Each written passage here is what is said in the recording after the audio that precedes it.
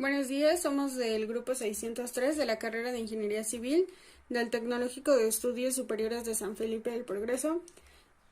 Nuestro tema es cálculo de la instalación eléctrica, cuadro de cargas, diagrama unifilar de la materia de instalaciones en los edificios, y el equipo está conformado por Nancy González González, Raúl Hernández Baeza, Helen Elsie Zapata García y su servidora Irán González Ventura. Cálculo de la instalación eléctrica. Una de las tareas más importantes para llevar una vida confortable y segura dentro del hogar consiste en que una vez que la tarea de construcción ha sido finalizada, se tiene que realizar una adecuada instalación eléctrica domiciliaria que permita conseguir una calidad de iluminación que sea aceptable, así como una cantidad de tomas de corrientes para los artefactos necesarios que se vayan a utilizar, y un uso y aprovechamiento cómodo de la red eléctrica. En función de los puntos que ya les mencioné, el diseñador se encargará de diseñar y calcular el total de la instalación. Para esto se necesitará el plano de electricidad de la vivienda y así un instalador matriculado podrá realizar la instalación eléctrica en forma correcta. El dimensionado. Este se realiza a partir de números de puntos de utilización de cada circuito, factores de simultaneidad y utilización, potencia prevista por cada toma, una intensidad admisible de los conductores y caída de tensión. También se tendrán en cuenta que los conductores activos serán de cobre, aislados y con una tensión asignada. Los conductores de protección serán de cobre y se instalarán por la misma canalización que los conductores activos, y las secciones mínimas establecidas para cada circuito. La caída de tensión máxima permitida será del 3% de la tensión nominal. Esta caída de tensión se calculará para una intensidad de funcionamiento del circuito igual a la intensidad nominal del interruptor automático de dicho circuito y para una distancia correspondiente a la del punto de utilización más alejado del origen de la instalación interior. El conductor neutro tendrá una sección igual a la del conductor de fase. Y la intensidad máxima admisible del conductor de fase será la fijada en la tabla 1, que veremos más adelante. Ok, un ejemplo de dimensionado. Teniendo en cuenta todos los requisitos expuestos, vamos a calcular a modo de ejemplo el circuito C2 de tomas de uso general de una vivienda de las siguientes características. Número de tomas de corriente instaladas en el circuito C2, 18. Longitud desde el origen del circuito hasta el punto más alejado es de 15 metros. Es importante plantear el trazado de la instalación para poder obtener esta longitud. Cálculo de la intensidad del circuito. La intensidad total del circuito se calcula a partir de la siguiente fórmula. N, que significa número de tomas o receptores, por IA, que es intensidad prevista por toma o receptor, Fs, que es el factor de simultaneidad, por FU, que es el factor de utilización. Todos estos datos se van a obtener en la tabla que se va a presentar a continuación. Aquí podemos ver, dice circuito de utilización, C1 iluminación, tiene una potencia prevista por toma en watts de 200, factor de simultaneidad de 0.75, factor de utilización FU de 0.5, tipo de toma, un punto de luz, interruptor automático de 10, máximo número de puntos de utilización o tomas por circuito, que son de 30, conductores, sección mínima en milímetros cuadrados, 1.5, tubo, conducto, el diámetro que está en milímetros, de 16, y así en C2 tomas de uso general, C3 cocina y horno, C4 lavadora, lavavajillas y termoeléctrico, C5 baño, cuarto de cocina, el otro es calefacción, aire acondicionado, secadora y automatización. Dice, en primer lugar, para calcular la intensidad prevista por toma IA, y teniendo en cuenta que la línea es monofásica, emplearemos la siguiente fórmula, que es I por P. P es igual a 3.4 2450 es la potencia prevista por toma para el circuito C2, que como ya les dije fue obtenida de la tabla anterior. U, que es igual a 230, y el coseno de teta, que es igual a 1. Entonces de este modo quedaría que es la intensidad prevista igual a 3450 entre los 230 por 1 igual a 15. 15A.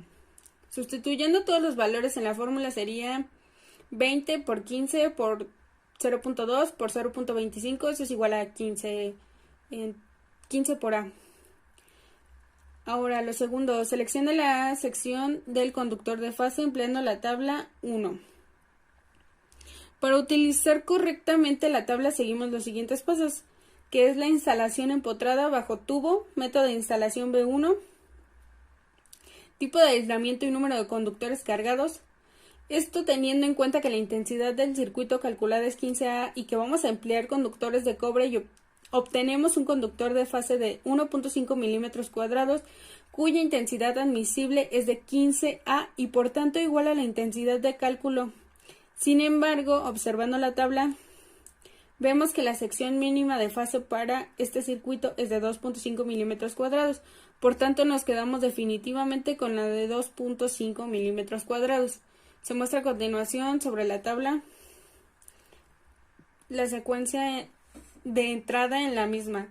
Esta tabla se refiere a la de aquí, para lo de la selección de la sección del conductor de la fase.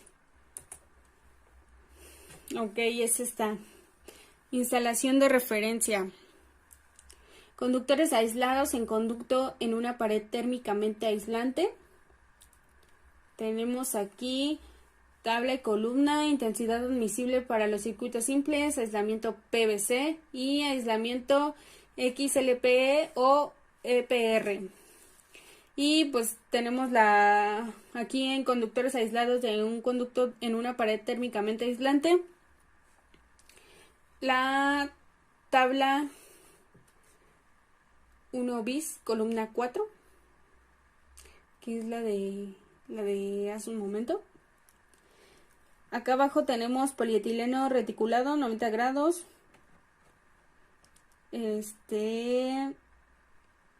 Pues estas ya son explicaciones de lo de aquí. Por ejemplo, aquí dice PVC, policloruro de vinilo, debe de estar a 70 grados centígrados. El aluminio, el cobre y potencias normalizadas de transformadores. Igual ahí nos dan los datos. Esta es otra tabla.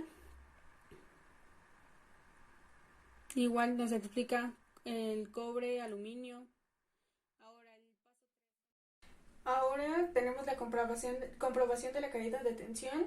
Calculamos la caída de tensión que tendrá nuestro circuito y comprobaremos que no es superior al 3% de la tensión nominal. La fórmula empleada para esto es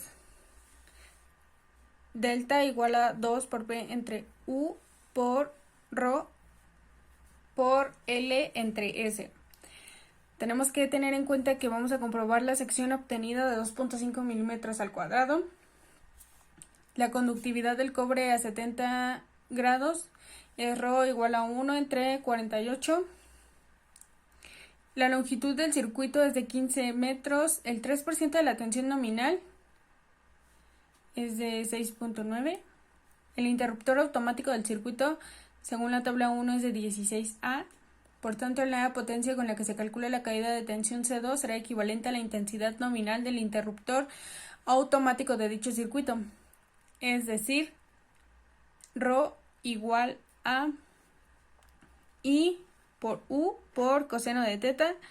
Esto es igual a 16 por 230 por 1 igual a 3.680 watts.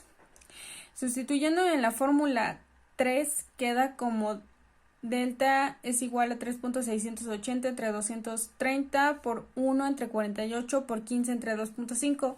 Eso va a ser igual a 4, que es menor a 6.9, y la sección de 2.5 milímetros cuadrados cumple a caída de tensión.